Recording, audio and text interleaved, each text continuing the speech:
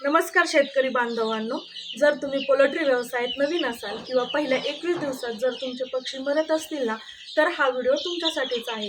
Video skip न करता शेवटपर्यंत पहा, कारण व्हिडिओमध्ये खूप महत्त्वाच्या गोष्टी सांगितल्या जाणार आहेत। तर ब्रूडिंग म्हणजे काय, तर सुरुवातीला 21 दिवस पिल्लांना आई नसते म्हणजे कोंबडी नसते, तर त्यांना स्वच्छ पाणी, फीड, लाईट म्हणजे उष्णता हे सगळं आपल्यालाच करावं लागतं। थोडक्यात आपल्यालाच त्यांची आई व्हावं लागतं। तर लहान बाळासारखी त्यांची काळजी घ्यावी लागते। सुरुवातीला जेवढी आपण त्यांची काळजी घेऊ ना, जेवढं त्यांना फीड देता येईल म्हणजे स्वच्छ पाणी, जे वेळेवर औषधं, लसीकरण हे सगळं जर आपण व्यवस्थित केलं ना, तर आपले पक्षी मरण्याचे चान्सेस कमी असतात।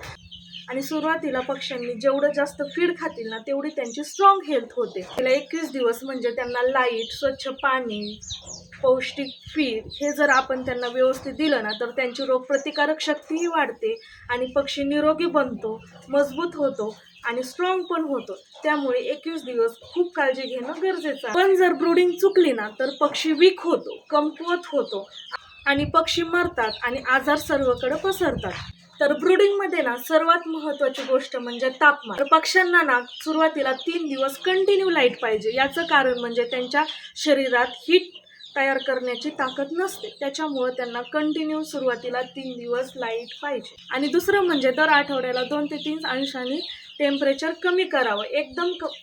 एकदम टेम्परेचर कमी करू नये, जेणेकरून पक्ष्यांना सहन होणार नाही आणि पक्षी मरतील। त्यामुळे हळूहळू करावं, म्हणजे त्यांना कोणता इफेक्ट होणार नाही आणि आपले पक्षी नैसर्गिक रूटिंगमध्ये जातील। त्यामुळे हळूहळू टेम्परेचर कमी करा आणि हॅचिंग रूममध्ये जाऊन पाहायचं। जर पक्षी सगळीकडे त्या रूममध्ये सगळीकडे जर फिरत असतील, तर त्यांना टेम्परेचर एकदम परफेक्ट आहे। जर पक्षी कोपऱ्या कोपऱ्यात जात असतील, तर त्यांना हीट जास्त आणि जर पक्षी जागेवर गर्दी करून बसत असतील ना, तर समजायचं पक्ष्यांना टेम्परेचर कमी पडतंय, म्हणजे त्यांना थंडी वाजते। तर मी आता तुम्हाला फीड आणि पाणी कसं द्यायचं ते सांगते। तर पहिले 2 दिवस थंडी असेल ना, तर पहिले 2 दिवस गुळ पाणी द्या, कोमट पाण्याद्वारे। उन्हाळ्यामध्ये गरज नाहीये, पण थंडीमध्ये द्यावंच लागेल।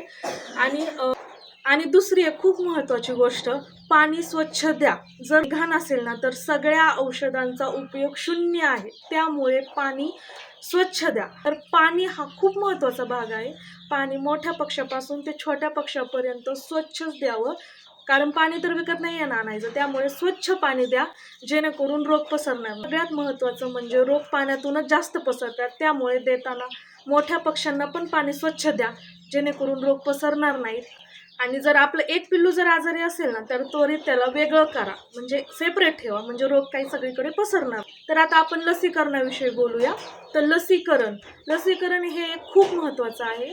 तर 3ऱ्या दिवसापासून ते 7व्या दिवसापर्यंत लासोटा ही लस द्यावी आणि 10व्या दिवसापासून 14व्या दिवसापर्यंत गंबोरो ही लस द्यावी।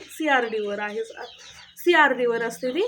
तर या 2 लसी खूप महत्त्वाच्या आहेत। तर पहिलं लसीकरण हे नेहमी डोळ्यातूनच द्यावं, दुसरं तिसरं जे असेल ते आपण पाण्यामार्फत देऊ शकतो।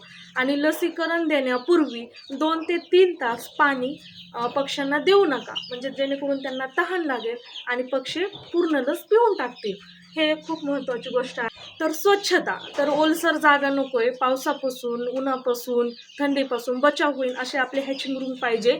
पावसाचं पाणी डायरेक्ट आतमध्ये येऊ देऊ नका, म्हणजे निवारा चांगला पाहिजे पक्ष्यांना। जसं आपल्या लहान बाळासारखं असतं ना, तसंच आहे थोडक्यात। आणि जर लाईट नसेल तर गॅसवर ब्रूडिंग करा, पण हलगर्जीपणा करू नका। एक दिवस नाही म्हणून काय होतंय, पण 1 दिवसातही सगळा खेळ होऊ शकतो। त्यामुळे व्यवस्थित काळजी घ्या, ओलसर जागी पिल्लं ठेवू नका। तर तुम्ही बघू शकता ही आपली 15 दिवसाची पिल्लं आहे। आपलं एकही पिल्लू मरत नाही। याला कारण म्हणजे त्यांची व्यवस्थित काळजी घेतली जाते, त्यांना व्यवस्थित फीड दिली जाते। तर तुम्ही आता बघू शकता आपली नेक्स्ट बॅचमधले पण पिल्लं निघायला सुरुवात झालेली आहे। आपण अंडे टाकलेले 18व्या दिवशी आपलं हे पिल्लू तयार झालं आहे अंड्यातून। तर माझं पिल्लू का मरत नाही, मी कशी काळजी घेते, मी त्यांना कोणते औषध ठेवते, कोणते मेडिसिन ठेवते, कोणत्या लस कधी देते, हे जर तुम्हाला डिटेलमध्ये पाहायचं असेल तर 21 दिवस 21 व्हिडिओ येणार आहेत आपल्या चॅनलवर। आणि हा व्हिडिओ पण तुम्हाला कसा वाटला हे कमेंट बॉक्समध्ये नक्की सांगा। जर काही प्रश्न असतील तरी पण विचारू शकता। तर पुढच्या व्हिडिओसाठी आपल्या चॅनलला सबस्क्राईब करा। धन्यवाद।